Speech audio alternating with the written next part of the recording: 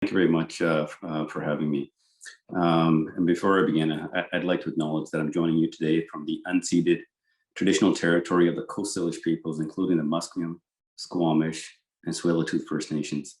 And as I make this acknowledgement, it makes it even more poignant and a reminder to all Canadians as with the recent discovery of the mass grave of the First Nations children, that we as a nation have a lot more work to do, and that collectively coming together as Canadians, that we can do more, and we must do more for our First Nations communities.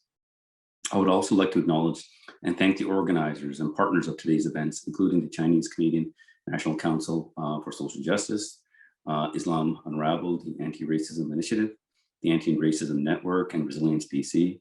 And I'm also pleased that the Government of Canada is among these valued partners, as my good colleague, Minister Chagger, had just made her acknowledgement. I also like to acknowledge our parliamentarians that are also joining us here today.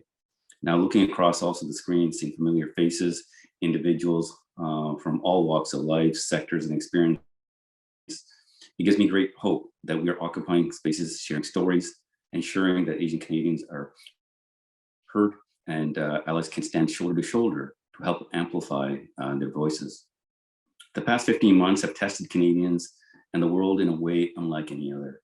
While we have been challenged during this pandemic in different ways, isolation, worried about our loved ones and our health, the amount of Asian hate and anti-Asian hate crimes growing in our communities, especially in Vancouver, has been extremely alarming. That these incidents are not in a vacuum. They affect our friends, neighbors, colleagues, family, and much more. And I know how much it impacts all of you. As a friend, neighbor, and colleague, I want to tell you that I see you and that I also stand with you. Our government is absolutely unwavering in its commitment to diversity and inclusion, including tackling all forms of systemic racism and discrimination. And as earlier, that's why my good friend, Minister Bart Chagger, the Minister of Diversity, Inclusion, and Youth, established a new anti-racism action program, which empowers communities on the ground who have the awareness and expertise to address all forms of racism and discrimination. 85 projects worth over $15 million were selected through a call for proposal to support the anti-racism action program's objectives, which will help combat all forms of racism and discrimination, including anti-Black racism, anti-Asian racism, anti-Indigenous racism, anti-Semitism, and Islamophobia. The local, regional, and national projects will also help to address barriers to employment, justice, and social participation among Indigenous peoples, racialized communities, and religious minorities.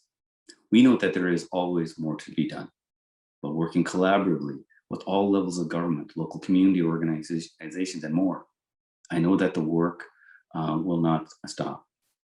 Regardless of where all of us live and what we are doing, we all must come together and work together. Standing up for our fellow Canadians does not stop. We must be relentless when stepping up to hatred in all forms, including anti-racism, anti-Asian hate. Microaggressions, innuendos, ignorant commentary should be called out by you and by me and by everyone across this country. The responsibility to educate and correct ignorant or racist behavior should not solely fall on the victims of these crimes.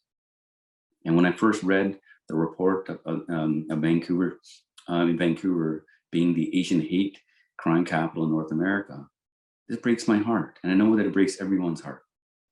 I've grown up here. I've benefited from the rich, diverse, beautiful blend of cultures and communities. I like to think that we have come a long way from when my dad had to drive around with a field hockey stick in the backseat of his car, and just in case.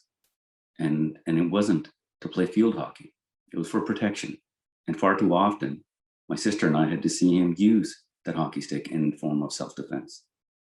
And then I realized, this is not simple. Sometimes it feels like that we take 2 slow steps forward and then 1 step back. And I think of the thousands of Vancouverites mobilizing to speak up for their friends and neighbors. I look at this event and I see all of you. I see young Canadians across Canada engaging at all levels of government to discuss institutional, and systemic racism. I see them sharing the untold stories of their parents, their grandparents. I see them taking a stand, loudly stating that this is not acceptable and this will no longer be tolerated. I see all of this and I feel confident that there's a willingness to end this racism, that we are relentless as a country, and that we will all face this head on because we are going to all work together as communities, as Canadians. Thank you so much.